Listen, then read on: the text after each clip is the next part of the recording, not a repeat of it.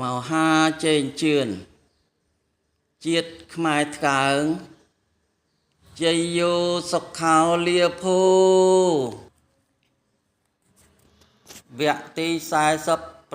49គុណតម្លៃក្នុងការគោរពបូជាផ្គត់ផ្គង់ដល់លោកអ្នកដ៏មានគុណគឺសំដៅយកការតបគុណដោយបច្ច័យទាំងឡាយ4គឺជ័យវរៈបណ្ឌបាតសេនាសនៈនិងគិលានភេសជ្ជៈដែលជាសេចក្តីត្រូវការរបស់មនុស្សគ្រប់គ្នាដីផ្អែមគឺកូនស្រីកូនប្រុសគប្បីមានសម្ដីឲ្យបានផ្អែមល្ហែមពីរសល្អ